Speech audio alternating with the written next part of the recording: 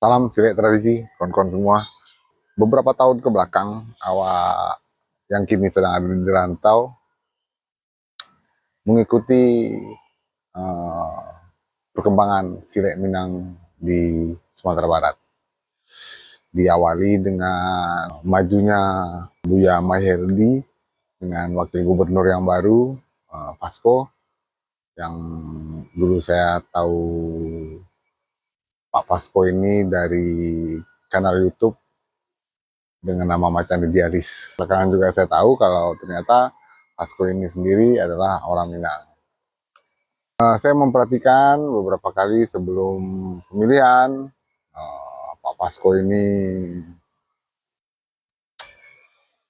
mengundang dan membuat kegiatan-kegiatan silaturahmi bersama tua-tua Silek Minang yang ada di Sumatera Barat.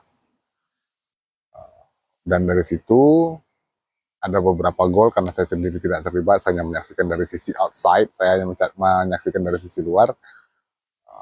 Akan ada mungkin nantinya gol-gol yang itu sangat penting untuk kebudayaan Minangkabau. Salah satunya adalah silek tradisi. Akhirnya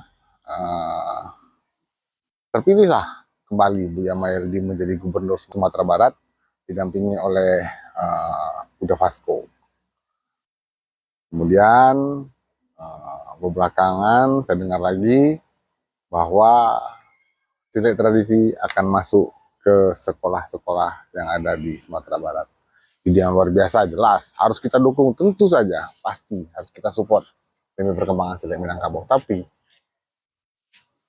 setidak-tidaknya hal paling substansi dalam persoalan silek Minang adalah kesejahteraan tutu silek atau kesejahteraan guru silek. Jadi beberapa case, saya tidak sebutkan orang-orangnya. Saya melihat beberapa kali tutu silek diminta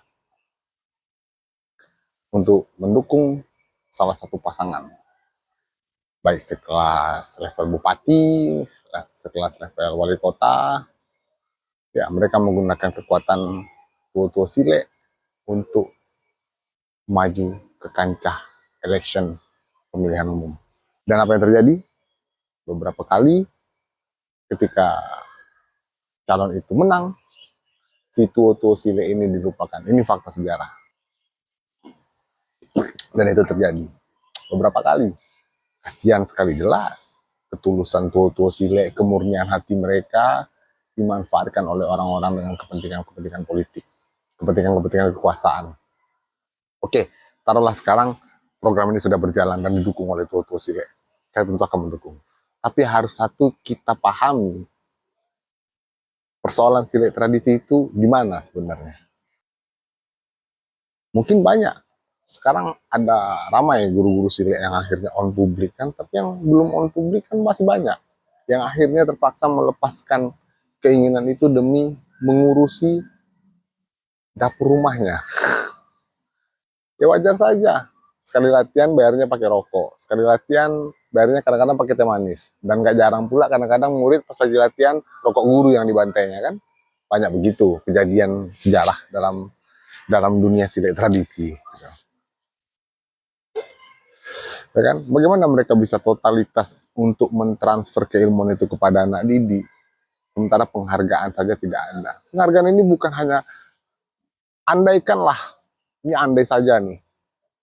Misalnya program wakil gubernur ini berjalan, masing-masing guru anggap sajalah nanti dikasih biaya kompensasi sekitar 10 juta per kepala per guru. Waduh, setiap guru yang megang-megang sekolah itu dibayar 10 juta. Apa kita bisa berani jamin murid-murid itu tetap mau belajar? Apa kita bisa garansi murid-murid itu tulus belajar dengan serius? Nggak ada yang bisa menggaransi itu. Kenapa? Tidak ada pengorbanan.